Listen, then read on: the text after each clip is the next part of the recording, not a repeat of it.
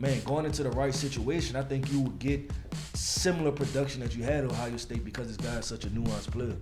Ohio State wide receiver Chris Olave, been a big man crush of yours truly for about 18 months now. Thought we might see him in 2021. Made the decision to come back to school and has done well for himself. He ends up holding the Ohio State record for touchdown receptions as part of his legacy with the Ohio State Buckeyes. 6'003", 188 pounds, 9.5-inch hands, 4.39 verified at the NFL Combine in the 40-yard dash. His final consensus grade, an 85.25, first-round valuation for us.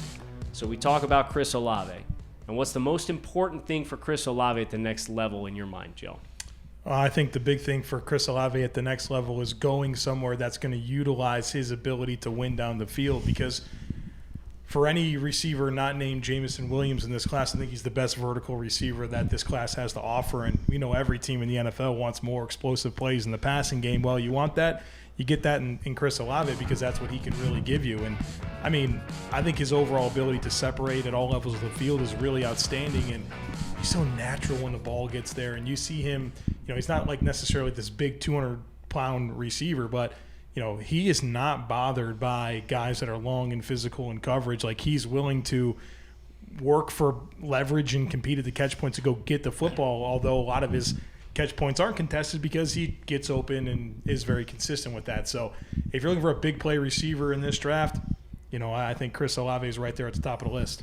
I think Chris Olave has the highest floor out of every receiver in this class. I think when you draft Chris Olave, at absolute worst case, you're getting a phenomenal deep threat.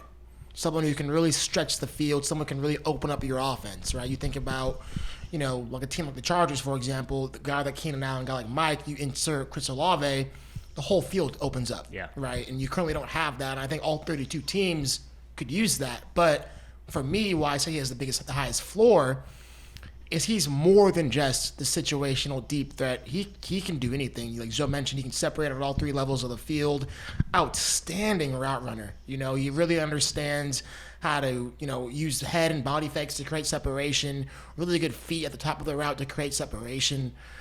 This guy's just a very nuanced player with really, really good hands. I mean, you don't see him drop a lot of passes. And so, for me, I don't have him maybe as high as some of the other guys because I think he's lacking after the catch. He's more of a linear guy. He's not necessarily shifty with the ball in his hands. He's not going to make people miss.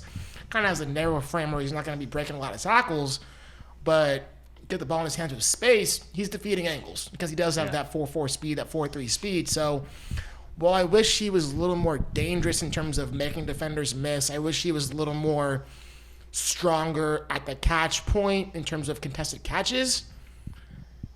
Other than those two flaws, I mean, this kid has it all.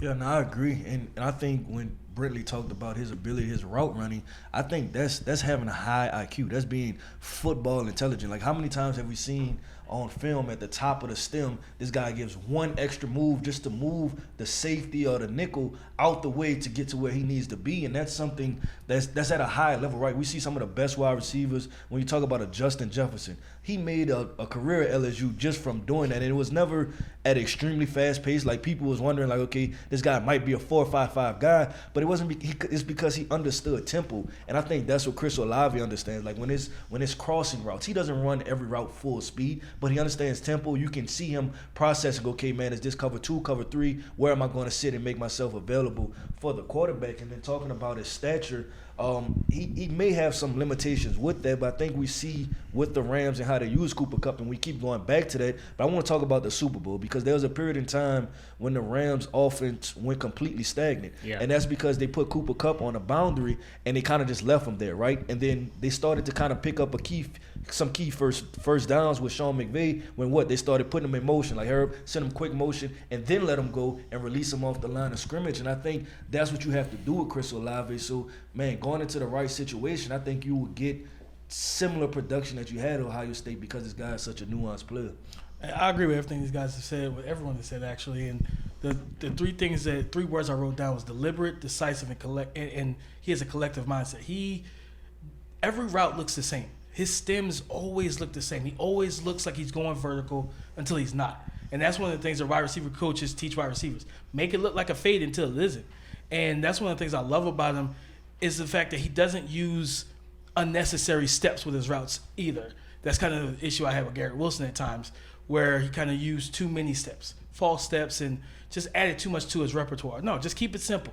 They know they know what you are, and he's not just that speed threat like Brentley said. He can win at all three levels. He can win on the crossers, the deep overs, but he's so nuanced in knowing how to attack leverages, get across into the blind spot of the DBs, make these guys turn, and then break off of their routes. And then he's got a great stop and start ability as well.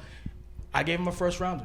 Yeah, I mean, don't put this guy on a West Coast high-volume offense where it's a lot of quick timing within the three-step game and expect him to really shine, right? But we talk about the deep components of his game, and Joe, you mentioned Jamison Williams, and we've raved about Jamison Williams and his ability to blow by deep safeties. Go back and check Ohio State Clemson and watch what he did to those safeties on that deep touchdown pass that he caught, right? Like, he's fully capable of that. But I think he really gets slept on in the intermediate areas of the field. I'm so glad that everybody kind of brought up route running ability and the nuance that he brings. Shout out wide receivers coach Brian Hartline, because he did an excellent job with both of these guys and Jackson Smith and Jigba. And probably setting some foundation for Jamison Williams while he was at it too, because that's he was at Ohio State too. But Olave, I don't have a problem with the run after catch if he's stacking you vertically, because now you're running a straight line into the end zone, right? And I think about the progression of a guy like Will Fuller, right? Will Fuller, when he first came into the league from Notre Dame, was drafted 22 overall or whatever it was, and he was a 4-3 guy. He ran vertical routes, and it was like, oh, there's some misplays on the ball with ball skills, and there was some frustrating drops in his game, but you see the vertical over-the-shoulder adjustments that he's able to make, and that's kind of like, that's the bread and butter for Chris Olave too. But once DeAndre Hopkins left and Will Fuller, that 1 year in Houston when he was the wide receiver one, you saw a lot more nuance and him able to grow into running more of the primary routes in the progression, and he was on pace for 1,300 yards before he was suspended for the remaining 5 games of the season. So I think about that with Chris Olave, and that's like a case study for me of like, yes, this is a guy you want running a lot of digs, outs, posts, goes, fades. That's where you want Chris right now. But give him time, because you see the football IQ that really pops with him. He's a really high floor player. I agree, Brentley, as far as the floor of what this player is. But I think his usage at Ohio State was tailored to complementing the other wide receivers in the group. I think there's more that he can put on his plate as he continues to grow as a receiver. And that's why Chris Olave is up here for us in this first round bucket.